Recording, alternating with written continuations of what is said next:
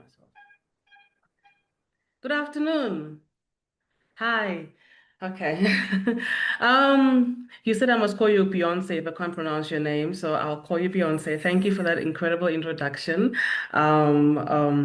Yes, like our host said, my name is Zenzi Awases. I'm a geologist by training, but I'd like to call myself a strategist by passion and an unapologetic believer in women's power to transform Africa's mining sector. I'm also the founder and lead consultant for EmpowerMine Consulting Services, where mining meets sustainability, inclusion, and results. So over the past 2 decades, I've worked across geology, mineral resource management, and business strategy, helping companies, governments, and communities build operations that are profitable, sustainable, and socially impactful. And as it was introduced, I have the privilege of serving as the president of the Women in Mining Association of Namibia and as the sitting president of the Association of Women in Mining in Africa, the continent's leading voice for women in the extractive industries. So today, I have titled, under the theme, today's theme, I've titled my presentation, Unearthing Potential, Women's Vital Role in African Mining. And with that, I'm hoping for us to go beyond statistics and slogans. I want us to really dig into the why and the how, why women are central to mining's future and how unlocking their potential can drive innovation, strengthen communities, and reshape Africa's mining industry. Next slide, please. But I will fail in my duty as AWIMA's president if I don't tell you who we are. AWIMA is a network of National Association of African Women in the Extractive Sector. Mining, so that's basically mining and oil and gas and energy. Currently, we only currently focusing on mining and energy at the moment. Oil and gas will join us soon. And our main objective is to speak for and advance women's participation and economic empowerment in the extractive sector at the continental and global levels. On the picture on the left, I'm giving a pictorial sort of image of our purpose. Next slide, please. Why we exist? Ooh. The the um the African mining vision, I'm sure most of you on this call, or some of you at least, would have heard about the African mining vision. But it's a very bold and audacious vision under the AU that calls for a transparent, equitable, and optimal exploitation of mineral sustainability, sustainable growth, and socio-economic development. Now, the AMDC, which basically is the vehicle that's been started to implement this vision, coordinates the AMV, and they aim to transform how minerals contribute to the continent's development. Very quickly, they realized that they cannot go ahead with that without including women. And so one of the first meetings they had in 2015, August 2015, 19th of August 2015, hey, that's next week, in Nairobi, Kenya, we convened and AWIMA was then founded there. Next slide, please. So since August 2015, AWIMA has united about 42 national women organizations across the 5 regions of Africa. On the map on the left-hand side, we have highlighted the countries where we've got our members are coming from. Majority come from West Africa, followed by Southern Africa, Central Africa, East Africa, and currently we have one country in North Africa, that's Morocco. Collectively, we represent over 100 individual African women in mining. Next slide, please. Now, the African mining industry in most of the countries, it is the cornerstone of economic development, contributing significantly to the country's GDP, employment, and infrastructure. And traditionally, this has been a male-dominated sector, and but a very quiet revolution has been coming along. The slide I'm showing you currently is from Namibia, but I can guarantee you that what you're about to see, and I know I said we shouldn't look at statistics only, but this is a for me, it gives an idea as to why we are doing this. So this slide, in 2010, I'm comparing the representation of women in mining in Namibia, from 2010 to the next slide, please. To 2024. So you see an increase of about 14%. So currently, there are about 30% women, and this is just employed women in the mining industry. And I'm saying this, it's quite important to highlight this because when we talk about women in mining, we have to understand that there are various types of women in mining.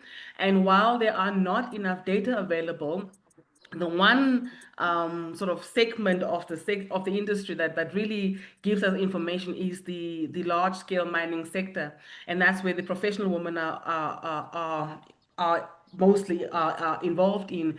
And there in Namibia, it shows a 14% increase over a 10-year slice. Um, next slide, please. So these and this what I'm about to show you now is basically when we talk about women in mining, we've grouped them in various categories, and it's quite important to know that we've got the woman as who is a professional in mining. Those are the ones who are geologists and engineers to metallurgists, those who work in large scale mining sectors, excelling in highly technical and demanding roles. What we are noticing is that their analytical prowess and attention to detail and collaborative spirit are proving invaluable in optimizing operations and driving innovation. So we see more and more women leading complex projects and contributing to strategic decision making. And I must pause here for a second because this is the sector I come from. A couple of years ago, not so long ago, it was actually illegal to be a technical woman in mining. And when I say illegal, there was actually a law passed by the ILO that didn't allow for women to be in technical roles in the mining sector. So although women were always in the mining sector, you didn't see much of them on site, in on mines that is. And the reason was, I think it was if I think about it, it really was to protect us, sort of, because it was seen as a very labor intense, a very hectic sector for women to be in. And from 1995 onwards, in Southern Africa anyway, that started changing around. So you started seeing more and more women coming in. The next group of women are the women entrepreneurs in mining now. These are women who go beyond direct employment. They forge new paths in entrepreneurship. These are the women who supply services to the mining industry through procurement. You see some of them in catering services, even through providing equipment to the mining industry. And then you now also have consultants, and they fall under this industry, under this sector of women, segment of women. Then you find the women in artisanal small scale mining. These are often overlooked. This group is often overlooked. They constitute a significant portion of the artisanal and small-scale mining workforce in Africa. Now, their roles, though sometimes informal, are crucial for family livelihoods and local economies. Empowering these women through formalization, training, and access to fair markets is vital for improving safety, sustainability, and economic upliftment. There are two other groups. That's the upcoming woman mining, or what we call the rising star. That's the student, the one who's aspiring to come into the mining sector, and then of course you've got the woman in community. That's the woman who has accompanied her family to the to a mining town. All of those women have individual needs, and that's why. But the good thing is that is they're all changing and they're all becoming meaningful participants of the industry. Right throughout all of them, you've got the youth, well, the rising star. And with the youth, we also look at both genders, both male and female.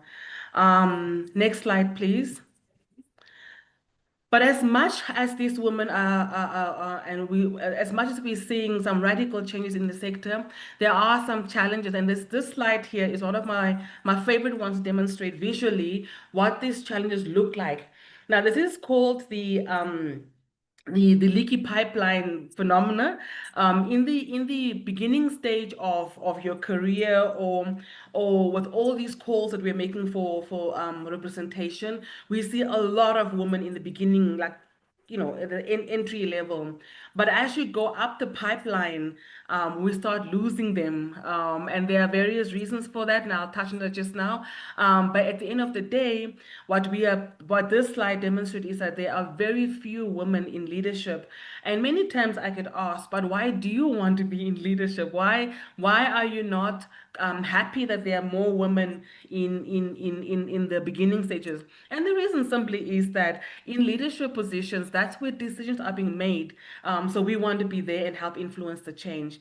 Beyonce, you must tell me about my time, okay? I know I can go on forever. Sure. Um, next slide, please. So, how do we address these challenges? Or rather, why do these challenges exist, and how do we address them? You can just click through them, please. Is it Mike or Matt, whichever one? Yeah, one of the very big barriers, I want to call them, is unconscious bias coupled with cultural and social barriers. So one of the questions was, what are the things we need to address? And for me, we cannot talk about challenges in women in mining if we don't touch on unconscious bias. And that is basically saying, it's great to have you here, but you don't belong here. That you encounter, whether you are in the global north or whether you are in global south, whether you're in a very sophisticated mining platform or whether you are down in the grassroots, that unconscious bias you will always find, and that basically is one of the reasons why we lose a lot of women to the sector.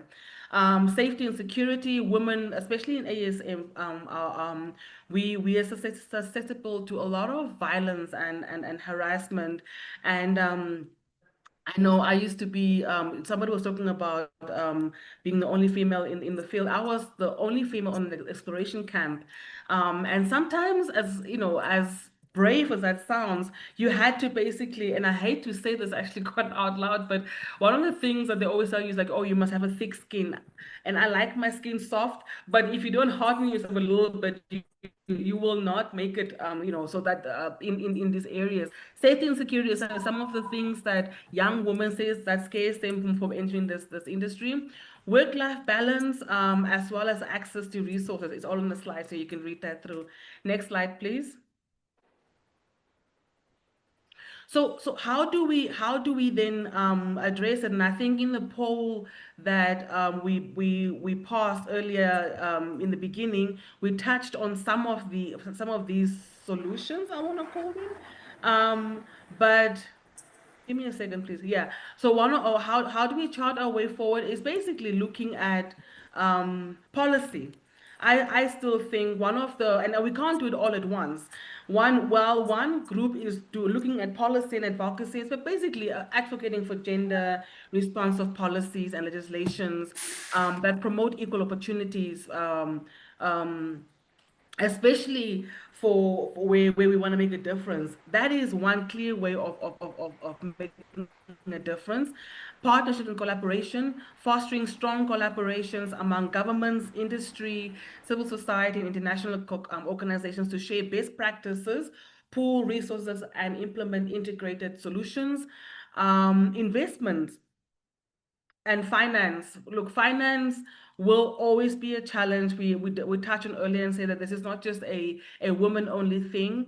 But the truth of the matter is that it is even a little bit more harder as a woman in mining if you don't have financing. So facilitating access to affordable finance, grants, and investment opportunities. Alongside promoting a gender lens and investing in the sector, we're doing a study on that currently, and the results are amazing, which we'll talk about at a much, much later point. Capacity building is still key. We have to develop training programs that are tailored to women, business management and safety for women in mining, alongside with mentorship. In Namibia, we just launched a mentorship and coaching program. We found that mentorship alone, oh, I'm almost done. I'm almost done. Mentorship alone doesn't work. You have to do coaching with it as well. Next slide, please. I think this is my second last slide. Yes, it is my last slide actually. So, what is today I'm asking you that we cannot do all of these things if we depend on one person only. We need to do this together. Championing for women's full participation in leadership can unlock very great potential, drive sustainable development, and build a truly resilient industry. But we have to do it together, both us as women as well as our allies. But we have to do it together. That's it. Last slide. I think that's my thank you slide. Thank you. Thank you.